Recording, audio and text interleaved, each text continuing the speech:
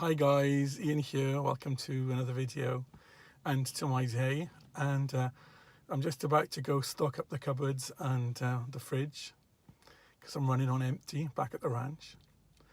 And as I was driving here, I was thinking about life and how some people have what seem to be really charmed lives, at least from what we see of them, because we never know, do we, what's going on, behind the image projected to the world. But some people have seemingly charmed lives, and others, their lives are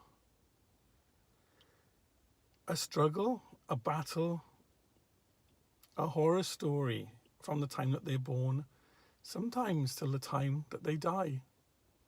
And I was thinking about this and how my views have changed on that over the years, and particularly over the recent years, because if we think that this life, this one life, is all that we get, and if we're one of those people whose lives are a horror story from start to finish, then there is no hope. We are without hope, aren't we, in those circumstances? And for people who are onlookers to people who live like that and have lives like that, even if our own life is seemingly good, it's something that disturbs us, isn't it? Or it should disturb us. It's something that prevents us enjoying our own good lives if we see others in misery, in suffering, in unhappiness. And if it doesn't bother us, then maybe it should. And if this is all there is, we are, I think the Bible says, of all men, most miserable. But I don't think this is, well, you know that I don't think this is all there is. You know that I think there is more. But more than there being more, I think that all things have an ultimate good. Now, what do I mean by that? Am I saying that the person with a horrific life should be thankful for that? No, I'm not saying that. But what I'm saying is that to an immortal being, to an immortal intelligence, all experience is enriching. If you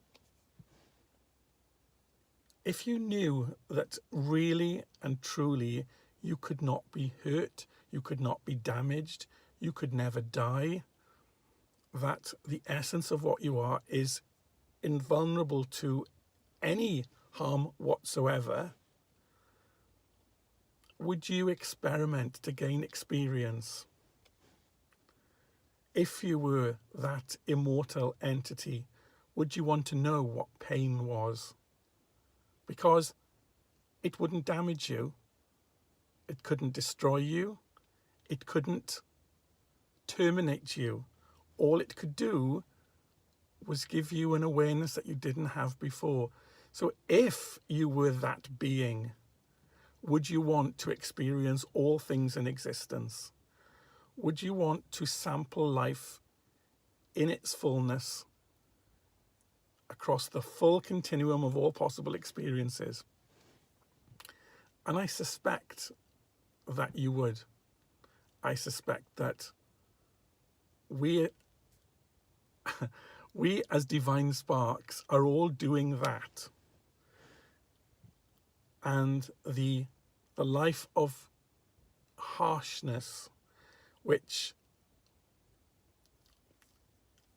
in the scale of eternal things is over like the flare of a match, is but an experience.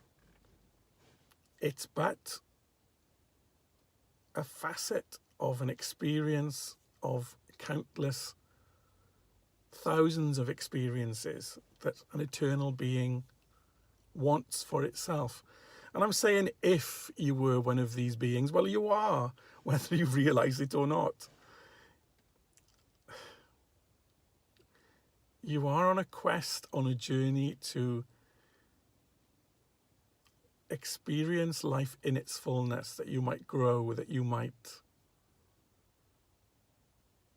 become something more than you are in terms of that experience.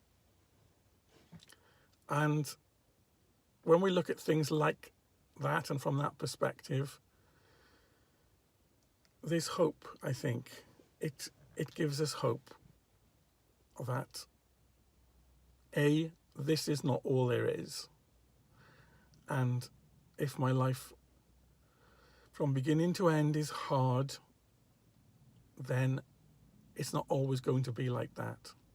And though I might have suffered, I am going to take something from it.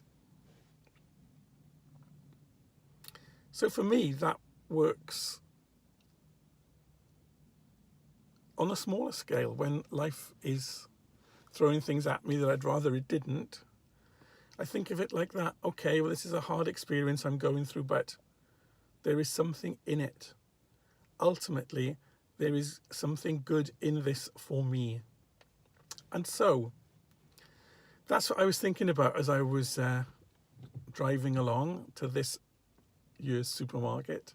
So I thought I would share that with you. And it's not about positive thinking, but it's about a bigger picture. It's about seeing ourselves as we really are, not as the small beings that we walk through the material existence as, beings of flesh and blood and bone and muscle. We are not that. We are not only that. We are so much more. Anyway, I'll speak to you guys soon. Bye for now.